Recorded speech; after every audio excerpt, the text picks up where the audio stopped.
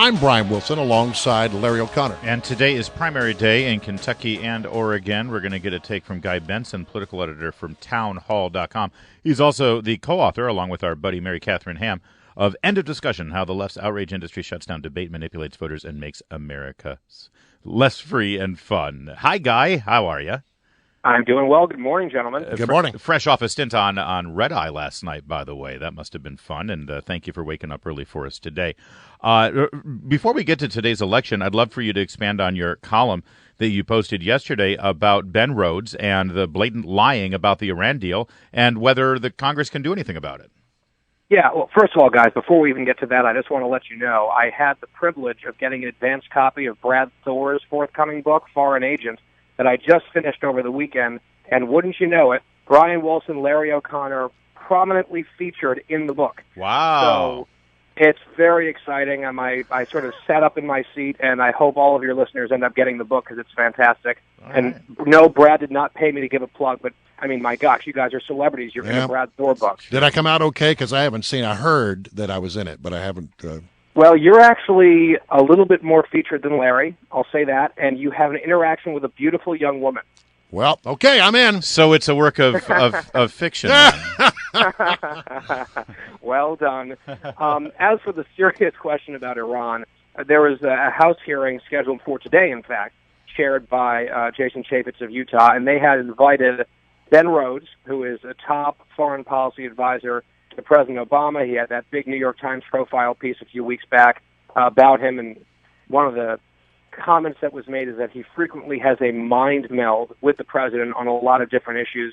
He was really in charge of selling the Iran deal policy to Congress, to the United States general public, and in that profile piece, it was revealed that there were several misleading lines of argument that were advanced by Rhodes and the White House in perpetuation of that deal, which of course ended up being very unpopular with the public, opposed by about 60% of members of Congress from both parties, but went through anyway because of the way that the president set it up as not a treaty. And so the Republicans in Congress in this committee asked Ben Rhodes to come and testify so they could grill him about some of the methods that he used to sell the deal and about the deal itself and how it's playing out. And the White House was playing coy about whether or not they would allow and offer Rhodes for testimony. There was an exchange yesterday at the White House press briefing between Kevin Corke, my colleague here at Fox News, and the press secretary, Josh Earnest, about this potential testimony. And Earnest kept coming back over and over again and saying, Ben Rhodes was the one who told the truth about the Iran deal. It was the Republicans who are lying. Maybe they should put the liars under oath and grill them. He said at one point, it wouldn't be American to put Ben Rhodes to be, raked over the coals by people who lied, since he was the one who told the truth. And the point that Corke was trying to ask, or the question he was trying to ask, was, if Rhodes has been totally vindicated by all the evidence, as you claim and insist, would it not behoove him and the administration to come before the committee in a public setting, high profile, under oath, and build the case for his own vindication based on the facts? And it would be a slam dunk publicity and PR coup for the White House. As they say it is, that's right. Right, and so he kept saying, well, and he kept retreating to this talking point about, well, it's the Republicans who are liars, so, what's the point of it? And wouldn't you know it, a few hours later, the White House announced, no, Ben Rhodes will not be available to testify. And it was interesting, and I don't want to go on too long about this, but when he kept talking about the lies that Republicans told, and he really singled out Tom Cotton, the senator from Arkansas, who has been a relentless, harsh critic of the deal and really has crawled under the collective skin of the left. When he wrote that letter and sent it over to Iran talking about the checks and balances in the Constitution, how the president, this would be just a unilateral, fleeting, transitory policy by the president if he didn't really get congressional buy-in and so forth. The left has gone bonkers. They wanted to throw the guy in jail for writing that letter. He was the subject of particular scrutiny and scorn from Josh Earnest yesterday, and the lies, quote unquote, that Cotton told had to do with a disputed number of how much money in sanctions relief, how big the windfall is going to be for Iran in sanctions relief under the deal. And the second one was that this deal puts Iran on the path to becoming a nuclearized state within about 10 years, which is true. So, I mean, it is sort of open political partisan warfare over this. And I think you see the White House very frustrated having one of their people embarrassed in the New York Times profile piece and defending a deal that they have never been able to sell to the American people because it's lousy and it's reckless. Well, we got off a little off topic, and there's some things we want to talk about regarding politics. Can you hang on for a minute, Guy? Sure. All right, we're gonna have to do the weather and traffic and take some commercial breaks. In a moment, we'll continue our conversation with Guy Benson, 743.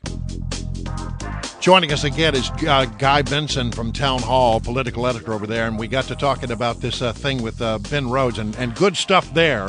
But we wanted to talk also about the election. Big day for Democrats as they go to the polls. Kentucky, it looks like it may be another good day for Bernie Sanders. And I noticed one article that says, hey, you know what? Bernie Sanders keeps winning, Hillary keeps losing, and yet in the grand scheme of things, Hillary is the one who's winning this race.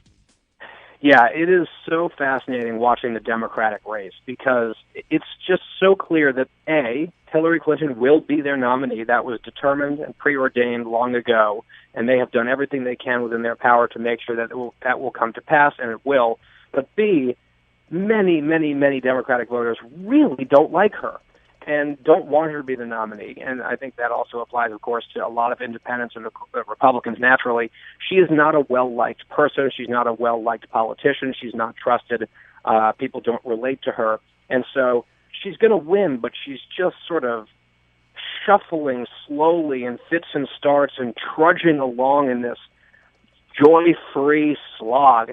And, she just lost West Virginia, a week and a half ago, and that's a state that she did very well in 2008, clobbered Barack Obama there, and then she loses to Bernie Sanders, and that probably doesn't help when you go to places like Kentucky and West Virginia having promised to put a bunch of poll workers out of work, which is something that she said, and then her campaign declined that she had ever said it, even though it's on tape.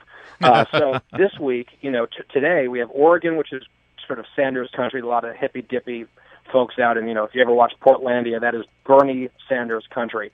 But in Kentucky, this is a state that Hillary Clinton beat Barack Obama in 2008. She carried nearly 66% of the vote in Kentucky. This should be a naturally safe spot for her, but based on, I guess, private polling, because there's not a lot of good public polling, her campaign is nervous about what's happening on the ground in Kentucky. She's spending a lot of time there. I bet she is. Pardon me? I said, I bet she is after those comments about coal country. Yeah, for sure. So, it is a distinct possibility. If I had to put a little bit of money on it, I would say maybe they split the two tonight, but there's a distinct possibility that she sweeps both of them, and that would be losses 21 and 22 in this nominating contest for Hillary Clinton, who's supposed to be and was sort of treated as the presumptive nominee before this thing even started. All right, we got to leave it right there. Guy Benson, thank you so much for joining us. Greatly appreciated.